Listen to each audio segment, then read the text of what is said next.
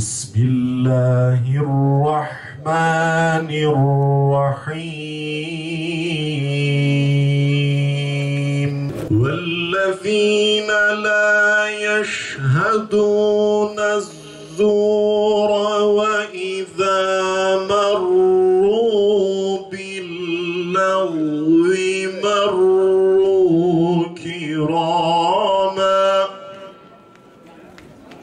وَالَّذِينَ إِذَا ذُكِّرُوا بِآيَاتِ رَبِّهِمْ لَمْ يَخِرُّوا عَلَيْهَا صُمًّا وَعُمْيَانًا وَالَّذِينَ يَقُولُونَ رَبَّنَا هَبْ لَنَا مِنْ أَزْوَاجِنَا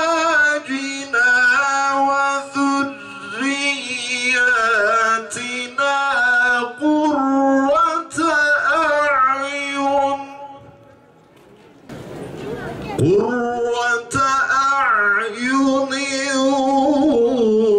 وَاجْعَلْنَا لِلْمُتَّقِينَ إِمَامًا.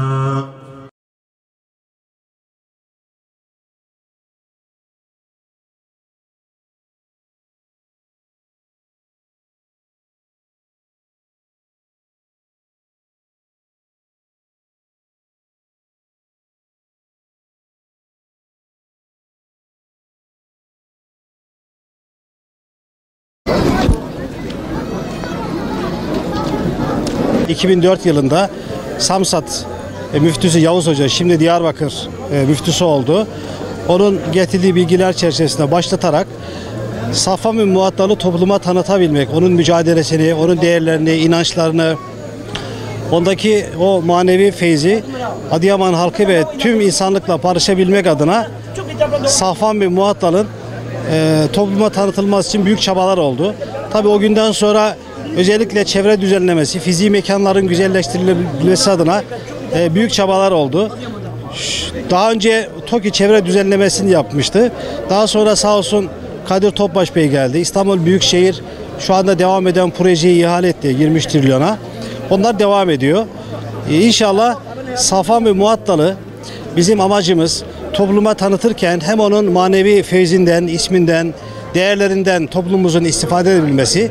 Çünkü bölgemizin birliğine, beraberliğine, kardeşliğine çok önemli katkı sağlayan manevi önderlerimizdir.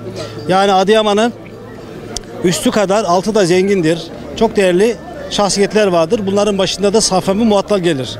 Tabii burada hem bu şahsiyeti tanıtmak hem de Adıyaman'ın sosyoekonomik kalkınmasına katkı vermede inanç turizminin ne kadar önemli olduğunu farkındayız. Benim hep hayalim olan, ileride peygamberler şehri olan Şanlıurfa ile Samsat arasına bir inanç feribotu koyarak Urfa'ya peygamberler şehrini ziyarete gelen herkesin sahabeyi de ziyarete gelmesini sağlayabilmektir. O zaman yılda Urfa'ya 1 milyona aşkın geliyorsa bunun yarısını eğer biz Adıyaman olarak alabilirsek burada inanç turizmi açısından Adıyaman'a sosyoekonomik olarak da önemli katkı vermiş oluruz diye düşünüyorum ben. Tabii öncelikle de bu fiziki altyapının bitirilmesi, projenin tamamlanması lazım. Burada çok değerli ve önemli bir değerimiz yatıyor. Peygamber Efendimiz zamanında, İslamiyet'in doğuşu zamanında Peygamber Efendimiz'i bizzat görerek seferlerine katılmış, hadislerini bizlere rivayette bulunmuş Safvan bin Muattal'ın mekanındayız.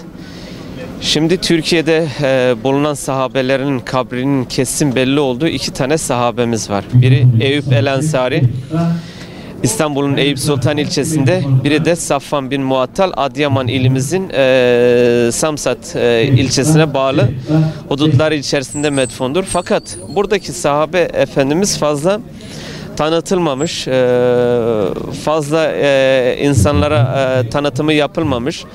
Bizler Adıyamanlar Vakfı olarak böyle bir eksiklik gördük. Bizim vakfımızın birçok hizmetleri var. Bu hizmeti de üstlenelim dedik. Hem biliyorsunuz buradaki külliyenin yapımında biz Adıyamanlılar Vakfı olarak öncülük yaptık. Böyle bir proje geliştirdik. Hem de burada Safvan bin Muattal'da her sene bir etkinlik, bir program düzenlemek suretiyle böyle hem inanç turizmimize bir katkıda bulunmak istiyoruz. Hem de böyle bir değerimize ahde vefa olsun diye bir tanıtımını yapmak istiyoruz. Yaklaşık 2000 kilometre uzaklıktan gelip İslamiyet'in yayılmasında böyle bir öncülük, böyle bir hizmet içerisine girmiş sahabe efendimizin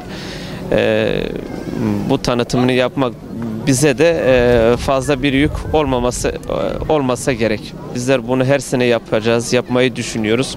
Özellikle 2020'yi Safvan bin Muattal yılı olarak tanıtmak ve böyle bir programın içerisine girmek istiyoruz.